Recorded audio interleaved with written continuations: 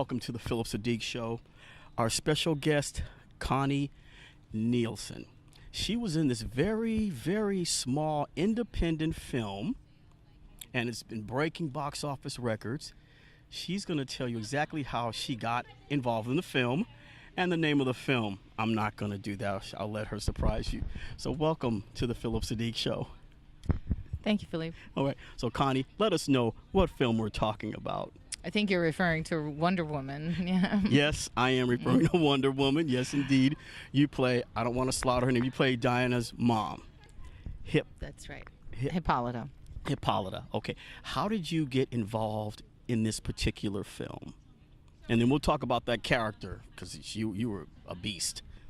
Well, I'd met already with Zach several times to talk about other projects, and at some point, you know, he produced Wonder Woman and Zack Snyder, and they set up a meeting between me and Patty, the director, Patty Jenkins, and flew to London to sit down with her and talk about the character. And I just, it was supposed to be like a lunch meeting, and I think 4 hours later we walked out of there and had like this intense communion, I think as women, first and foremost. And I just fell in love with her vision and with her incredible character and the sheer strength of this woman. Patty's an incredible director. And I just knew I'd be really safe trying to do justice to this character with someone like that. I really trusted her instincts and her vision, and that really made a big difference. Right. Can we talk about the training? Because I'd seen B-roll of training, but how intense? Because now you're sitting here. How intense was it? It was so much work. It was 6 hours a day of all kinds of training, 2 hours of strength training, 2 hours of horseback riding, 2 hours of sword fighting, and it was glorious and fantastic. I loved every minute of it. And then I had to eat 3,000 calories a day. Holy mackerel. Part was not fun. What did you eat? What God, did you eat? Just like it had to be so high protein and just as many calories as possible. I had to use like a special app to make sure that I got enough protein and enough calories. It was hard. I had to really. That was the hardest part of the work, was the eating, constant eating. Now the emotional part of it. How did you develop that emotion for like a mother and a daughter? Because some of those scenes are gut wrenching. That's so easy. That part was so easy. First of all, Gal did an incredible job playing this beautiful young woman, this just beautiful soul. So it was so easy to put her among my already numerous children. So it was the most natural part of me that was at play in this character. So that was effortless. After working on Wonder Woman, what will you take away from it?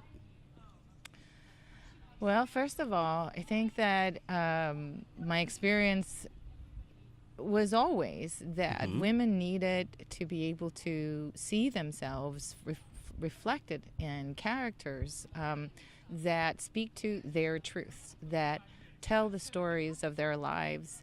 I think it's really important to know that the outpouring of emotional reactions we've had from men and women, being given the right to feel this way about women in general and feel inspired by women and see women as heroes has been, I think, it's been long due. Yeah. And I think that it was, what was surprising to me wasn't so much that women felt that way.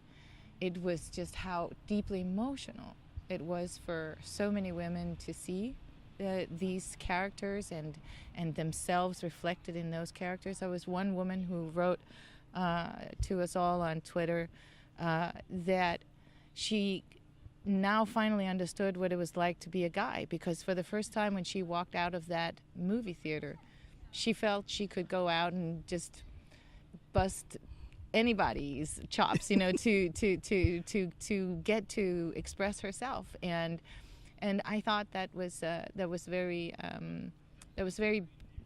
beautiful to see, but it was also very sad because it really illuminated just what a big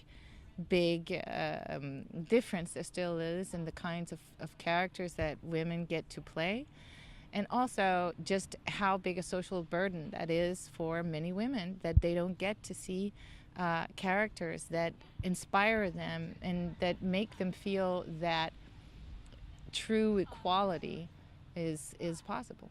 Yeah, I think Gal didn't. I have to say I was a detractor at first, but when I saw the film, I'm in her corner. She did everything right. The hardness, the softness, she hit all those notes. That's right. I know. We got to wrap it up. Before we leave, can you give us a little bit about the Justice League? Because we've seen you're fighting. There's a mother box. Somebody comes down and you're getting ready to fight. I know you can't say much, but can you just give us a...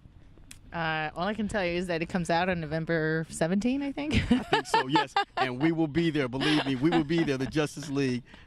You can see our lady here, Connie Nielsen. Thank you so much. Thank you.